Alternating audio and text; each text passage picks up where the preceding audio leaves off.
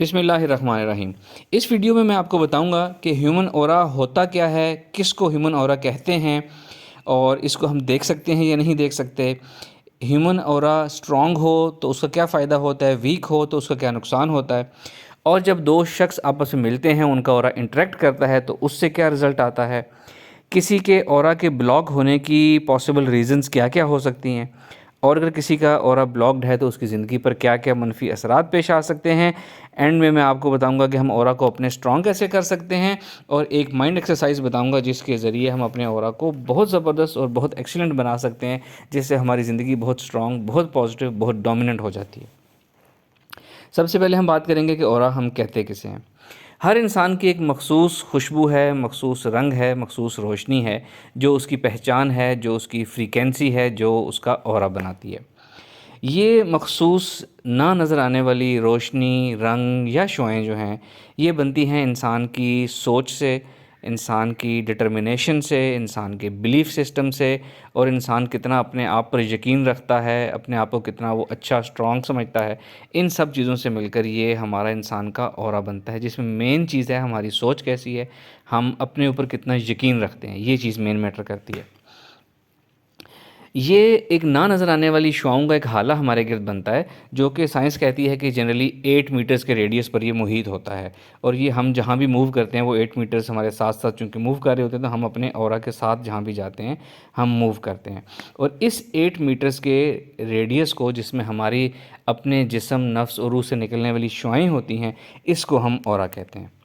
बाज़ लोगों का ऑरा कमज़ोर होता है, बाज़ लोगों का ऑरा ताकतवर होता है, स्ट्रॉन्ग होता है। अब किसी का ऑरा स्ट्रॉन्ग या वीक हो तो उससे फ़र्क क्या पड़ता है, मैं आपको ये बताता हूँ। जिन लोगों का ऑरा स्ट्रॉन्ग होता है वो बहुत डोमिनेंट होते हैं, वो बहुत उनकी बात बहुत मानी जाती है, उनकी बात को इम्पोर्टेंस दी जाती है, उनको रिस्पेक्ट दी जाती है, और उनकी बात सब लोग मान लेते हैं। जबकि दूसरी तरफ आपने नोट किया होगा, कुछ लोग जितने भी मंतकी अच्छी और सच्ची बातें कर लें उनको कोई उसकी वेटेज देता नहीं है और उनकी तरफ तवज्जो ही नहीं देता। ये इसलिए होता है कि जिनका ऑरा कमज़ोर होता है, दूसरों की रूहें या दूसरों का लाशऊर आपके ऑरा को पहचानता है कैसा है, और आपके बातचीत करने से पहले ही वो आपके ऑरा को, उनका लाशऊर आपके ऑरा को महसूस कर रहा होता है, और वो उसी तरह आपको रिस्पॉन्ड करता है। आपका ऑरा स्ट्रॉन्ग है तो वो लोग पहले से ही उनका लाशऊरी तौर पर वो तैयार होंगे, उन्होंने आपको अच्छा रिस्पॉन्ड करना है। आपका ऑरा वीक होगा तो आपको वो नेगेटिव रिस्पॉन्ड करेंगे। यही चीज़ आपने फ़ील की होगी कि जब हम अब किसी बुज़ुर्ग के पास बैठे, किसी रूहानी बुज़ुर्ग के पास बैठे, तो हमें बड़ा अच्छा फ़ील होता है। हमें लगता है कि हमारे ऊपर से कोई बर्डन उतर गया है और हमारे अंदर कोई पॉजिटिव एनर्जी आ गई है। वो इसलिए कि उनका ऑरा पॉजिटिव होता है, हम उनके ऑरा में बैठते हैं तो हमें ऑरा महसूस होता है। इसी तरह अपने पेरेंट्स के ऑरा में हम बैठते हैं तो हम अपने पेरेंट्स के पास बैठने से सुकून इसलिए मिलता है, एक तो वो पेरेंट्स हैं, उनसे मोहब्बत है, लगाव है, और दूसरी बात वो उनका भी एक ऑरा होता है जो हमें महसूस होता है। अब दो शख्स अगर आपस में मिलते हैं, उनका ऑरा इंटरेक्ट करता है, तो इससे भी फ़र्क आता है। आपने नोट किया होगा अक्सर कि हम किसी शख्स से थोड़ी देर के लिए मिलते हैं, चाहे हम सफ़र में किसी के साथ बैठे हैं तो हमें एकदम उलझन शुरू हो जाती है। तो चाहे हमने किसी से बात की या नहीं की, वो मुसाफिर है, हमारे साथ वाली सीट पे बैठा है, या हम किसी वेटिंग रूम में बैठे हैं, तो हमें किसी के साथ से एकदम एक नेगेटिव सी वाइब सी आना शुरू हो जाती हैं। वो इसलिए कि वो उसके ऑरा वीक है या नेगेटिव है उसका ऑरा। इसी तरह हम किसी जानने वाले से बात करते हैं, मुलाकात करते हैं, तो उससे मुलाकात के थोड़ी देर बाद लगता है कि हमें कुछ डिस्टर्बेंस फ़ील हो रही है, अपने अंदर लग रहा है कि एनर्जी कम हो गई है हमारी, हमें भूख लग रही है। या बाज़-औक़ात आपने नोट किया होगा, हम किसी से फ़ोन कॉल पे बात करते हैं और वो छोटी सी कॉल के बाद हमें लगता है जैसे हमारे असाब जकड़े गए हैं, हमारी एनर्जी ख़त्म हो रही है। ये सब इसलिए होता है कि अगले की एनर्जी जो है वो वीक है, नेगेटिव है, और आपकी एनर्जी पॉजिटिव है। एनर्जी भी पानी की तरह ऊंचाई से नीचे की तरफ जाती है, पॉजिटिव से नेगेटिव की तरफ जाएगी, जहाँ एनर्जी की ज़रूरत है वहाँ वो ट्रैवल करेगी। या यूँ समझ लें कि जिसका ऑरा नेगेटिव है वो आपकी एनर्जी को अपनी तरफ अट्रैक्ट करेगा, खींच लेगा, और आपकी एनर्जी स्ट्रांग हो जाएगी, अनलेस आपने अपनी एनर्जी को कंट्रोल करना सीखा हुआ है। यही चीज़ मुलाकात से भी होती है, फ़ोन पे बात करने से भी होती है, और जब हम अकेले बैठे किसी के बारे में सोच रहे होते हैं जो हमारा महबूब मशग़ला है, इससे भी ये होता है कि जिसके बारे में हम सोच रहे हैं उसकी एनर्जी नेगेटिव हो, तो हम अपने घर बैठे-बैठे फ्री में किसी की नेगेटिव एनर्जी अपने अंदर ले लेते हैं और अपनी पॉजिटिव किसी को ट्रांसमिट कर देते हैं। ये अक्सर हमारे साथ होता है, और इसी चीज़ की बेस के ऊपर सूफ़ीज़्म में एक स्पेशल एक मेडिटेशन की एक्सरसाइज होती है जिसे हम कहते हैं मराकबा तसव्वुर शेख। जिसमें स्टूडेंट को कहा जाता है कि उसने अपने स्पिरिचुअल ट्रेनर, स्पिरिचुअल पर्सनैलिटी को तसव्वुर करना है, इमेजिन करना है और सिर्फ उसी के ख़्याल में गुम रहना है। वो उससे होता ये है कि आहिस्ता आहिस्ता उसका लिंक बनते बनते वो स्पिरिचुअली अपने स्पिरिचुअल ट्रेनर का ऑरा के अंदर पहुंच जाता है, स्पिरिचुअली उसको फील करना शुरू कर देता है। तो एक उस एक्सरसाइज का एक ये फ़ायदा भी होता है, इसलिए एक्सरसाइज तसव्वुफ़ में करवाई जाती है। अच्छा जी, अब मैं आपको बताऊंगा कि ऑरा जो है क्या रीज़न्स हो सकती हैं कि किसी का ऑरा जो है वो ब्लॉक भी हो सकता है। किसी का ऑरा नॉर्मल होता है, किसी का बहुत अच्छा होता है, किसी का ब्लॉक भी हो सकता है। अब ब्लॉक ऑरा के पीछे जो रीज़न्स होती हैं वो जनरली रीज़न्स ये हो सकती हैं कि अगर कोई शख्स सेहतमंद है तो उसका ऑरा अच्छा होगा, बीमारी की वजह से ऑरा जो है वो ज़ाहिर है कमज़ोर हो जाता है, वीक हो जाता है, डिस्टर्ब हो जाता है। और ये ऑरा हमारे अपने थॉट्स और अपने बिलीफ्स की वजह से भी डिस्टर्ब होता है और ब्लॉक हो जाता है और वीक हो जाता है। अगर कोई शख्स जो है वो बार बार ये सोचता है कि ये काम मैं नहीं कर सकता, तो ज़ाहिर है उसका ऑरा ही वीक हो जाएगा, वो फिर काम कर ही नहीं पाएगा। अगर किसी शख्स का ये बिलीफ है कि जी मेरी तो किस्मत ही ख़राब है, तो उसका तो पूरे का पूरा ऑरा ही जो है वो ब्लॉक होना शुरू हो जाएगा और मिनिमाइज़ हो जाएगा और ख़त्म हो जाएगा। इसी तरह जिन लोगों के साथ कोई नफ्सियाती उलझनें होती हैं, डिप्रेशन का शिकार है, एंजाइटी है, कोई प्रॉब्लम है साइकोलॉजिकल, तो उससे भी आपका ऑरा बहुत ज़्यादा डिस्टर्ब हो जाता है, डिस्ट्रक्टिव इंटरफेरेंस उसमें नज़र आती है अगर कोई साहिब नज़र उस ऑरा को देखे तो। इसी तरह एक ऑरा कमज़ोर होने की वजह ये होती है कि हम ऐसे लोगों से इंटरेक्ट कर रहे हैं जिनका ऑरा नेगेटिव है, या जिनका ऑरा बहुत ज़्यादा वीक है और जिनको एनर्जी चाहिए। या एक वजह ये होती है कि इस दुनिया में हम हमारे अलावा भी हम तो इन ज़ाहिरी दुनिया को देख सकते हैं ना इंसानी आँख से।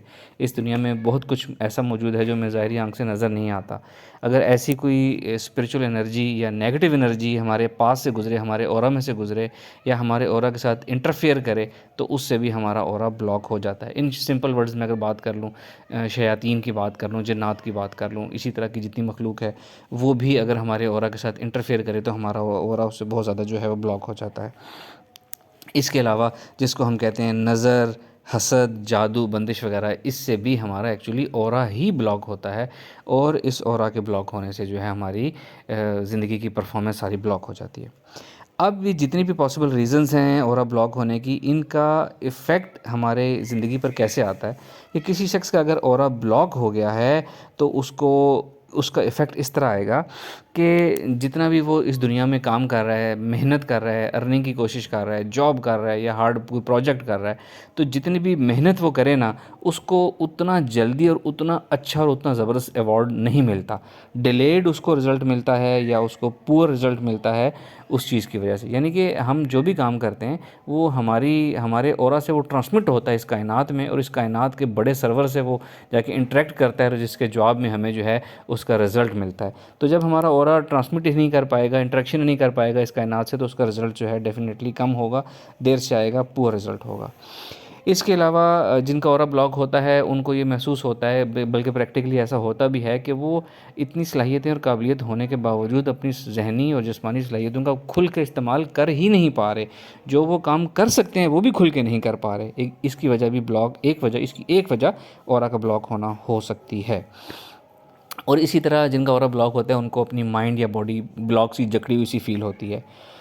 और इसके अलावा उनकी हेल्थ डिस्टर्ब हो सकती है, उनकी नींद डिस्टर्ब हो सकती है, उनको नींद बार बार टूटना, डिस्टर्ब नींद होना और बुरे ड्रीम्स आना भी हो सकता है। जो लोग बीमार हैं किसी वजह से मेडिसिन ले रहे हैं, जिस तरह परफॉर्मेंस का रिज़ल्ट देर से या पूरा रिज़ल्ट आ रहा है, इसी तरह मेडिसिन का रिज़ल्ट भी रुक सा जाता है, देर से आता है, फ़ौरन मेडिसिन असर नहीं करती। ये भी एक ऑरा ब्लॉक होने की रीज़न हो सकती है। और इंसान को ओवरऑल ऐसे लगता है जैसे उसकी ज़िंदगी को चेन लगी हुई, वो ब्लॉक है। ये सबको नहीं फ़ील होता, कुछ कुछ लोग ये फ़ील कर सकते हैं।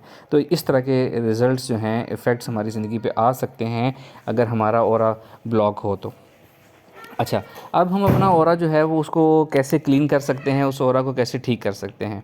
सबसे पहले हमने बात की कि थॉट्स की बात की हमने और बिलीफ्स की बात की। पहले तो अपने थॉट्स ठीक करें, पॉजिटिव थॉट्स लेकर आएँ, अपने लिमिटिंग बिलीफ्स को ख़त्म करें, इर्रेशनल बिलीफ्स को ख़त्म करें, उसको पॉजिटिव करें।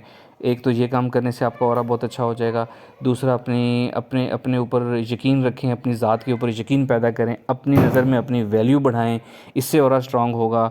अपनी सोचों को स्ट्रॉन्ग करें, अपने इरादे की ताकत को स्ट्रॉन्ग करें, अपनी पावर ऑफ इंटेंशन को स्ट्रॉन्ग करें, अपने अंदर डिटर्मिनेशन पैदा करें, इससे भी आपका ऑरा स्ट्रॉन्ग स्ट्रॉन्ग होगा। और एक थोड़ी डिफरेंट चीज़ है कि कोई ना कोई ज़िक्र अज़कार करते रहें, कोई ना कोई तस्बीह जो आपको पसंद हो, कोई कलमा है, अल्लाह ताला का नाम है, कोई चीज़ जो आपको पसंद हो, उसको रेगुलरली अपनी ज़िंदगी में तस्बीहात में शामिल करें। इन कलमात पढ़ने से भी हमारे ऑरा के अंदर बहुत ज़्यादा पावर पैदा होती है, और लेकिन इसका रेगुलरली करना शर्त है, तो ही वो रेगुलरली आपके ऑरा का हिस्सा बनेगी। ये इन चीज़ों के ज़रिए हम अपने ऑरा को स्ट्रॉन्ग कर सकते हैं। और लास्टली एक माइंड एक्सरसाइज है जो कि बहुत ज़्यादा ऑरा को स्ट्रॉन्ग करती है, बूस्ट देती है। वो एक्सरसाइज इस तरह है कि सबसे पहले आपने किसी खामोश पुरस्कून जगह को तलाश करना है, वहाँ आराम से लेट जाना है, बैठ जाना है टेक लगा के, जिस्म ज़हन को ढीला छोड़ना है, अपने ज़हन को थोड़ी देर के लिए ख़ाली करना है, सोचों से ख़ाली करना है। और उसके बाद जब आप थोड़ी देर सुकूत इख्तियार कर लेंगे, तो उसके बाद आपने ये तसव्वुर और महसूस करना है कि आपके सर के अंदर सेंटर ऑफ़ योर हेड एक स्ट्रॉन्ग एनर्जी का सोर्स है, जिससे आहिस्ता आहिस्ता एनर्जी चारों तरफ सफ़ीर की शक्ल में बाहर निकल रही है, और सर से बाहर निकल के आपकी बोन से, बॉडी से निकल के आपके इर्द गिर्द फैल रही है, जहाँ बैठे हैं उस कमरे की दीवारों तक जा रही है, उसके छत तक जा रही है, और दीवारों से बाहर निकल रही है। ये फ़ील करना शुरू में थोड़ा सा मुश्किल होता है, आहिस्ता आहिस्ता प्रैक्टिस करते रहें तो आहिस्ता आहिस्ता आपको